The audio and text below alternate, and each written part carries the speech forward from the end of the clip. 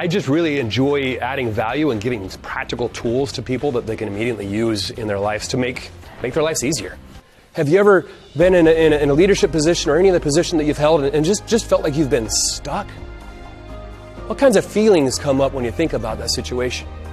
For me, it was frustration. This frustration led to anxiety, and anxiety actually led to depression, which is why I found myself hiding in a portable classroom.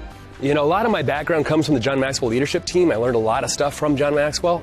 But beyond that, I do prolific amounts of reading and put a lot of these things together. I ponder, I think a lot, and really just try to break complicated subjects down into something simple that's practical. Not only do we need to ask smart questions, but we need to get better at listening. Imagine if we, from today, if this conference, we go out of here and we just permit the pause with other people we're interacting with. What would that do to your spouse relationships, to your relationship with kids, to your coworker relationships, to those that you lead? How much better a listener could we get if we simply allowed 3 seconds of pause to go by? So before we move on to our next tool, I want us to practice this. Here's what we're going to do. I really enjoy the ability to influence other people, the way that they think, the way that they act. Ultimately, my goal is to be able to add value to other people so they can add value to the people that they lead. I try to make it as easy as possible for meeting planners. I'm very communicative. I love to be able to make sure that we're all on the same page all the time. My contract's really simple to understand. I'm extremely flexible. I know they've got a lot on their plate. It takes a tremendous amount of work to be able to put an event together, so I'll do everything that I can to make their lives easier. In chapter 2 of this book, John Maxwell defines leadership as this. He says, leadership is influence. Nothing more, nothing less. My goal is to be able to make the presentation as relevant as possible to the participants that are going to be there. So I'll research out the organization. I have multiple conversations with the meeting planner to ensure that what I deliver is exactly the needs that they're looking for, whatever their objectives might be. But beyond that, when I get to the event, I try to show up early. If there's other events that happen before mine, I'll actually go in and sit and chat to the people, work with the participants and even listen to some of the other messages, keynotes during the day so that I can refer back to that, or so I can call somebody out of the audience and say, hey, this is what I heard, this is what I've learned today, and here's how it's going to apply to the principles that I'm teaching. But for one reason or another, we didn't end up showing the care that we have for Ashlyn. Therefore, she didn't feel like she belonged to our organization. Unfortunately, 69% of all people that leave jobs don't feel like they're appreciated or belong to their organization. It's not money, it's not culture, it's nothing. It's just the sense that they don't belong to the organization. I'm about ready to go on the stage again. Really excited about this group. I can feel the passion. I can feel the energy of the people that are bringing to the room.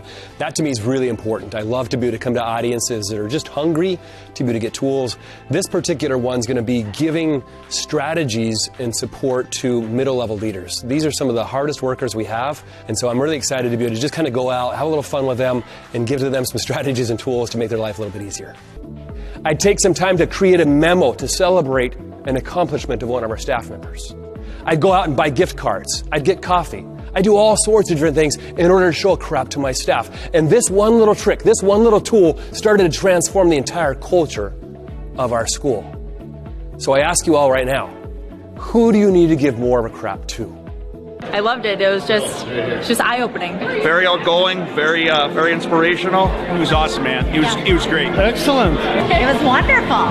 He's got some really great ideas. I think everybody in the room really could relate to what he had to say. Terrific. It was terrific, yes. Great energy. Yeah, easy to listen to. Didn't get bored. Absolutely. Which is huge for that long. We need to keep the energy up. We need to keep changing. Excellent message.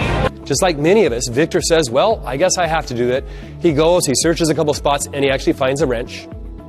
And then he works overtime, past beyond the shift that he was working. He misses his dinner with his family, gets all of the gaskets cleaned out, and he thinks to himself, this Jason Hunt is full of, because he doesn't understand delegation. It backfired on him. It would remind me every day of what I should be doing. So that's how I interpreted it. The message was this really commitment to myself. He was entertaining, he was genuine, he was authentic. All those things are important. And he was excited and passionate about what he believed. Yeah, he had great energy. It was awesome. He seemed very passionate about what he talked about. When he was speaking, the whole room was really quiet. He got it. Yeah, that was really great. The energy and the clarity. Yeah. teach other people how to fish. It's one way how we can keep the monkey of responsibility on the backs of our employees. Stop taking that monkey back. It's their responsibility. It's not our responsibility. Our job is to help them solve their problems. And as we do that, we empower them, we help them grow in their skills and abilities, and we keep our plate freer so we can manage our work-life balance. I think that the energy he brought was really, really great, and I think a lot of people will take away some from that. Charismatic, funny, poised, good tonality. He did well. You gotta bring that all day long to yourself, to your clients. Action.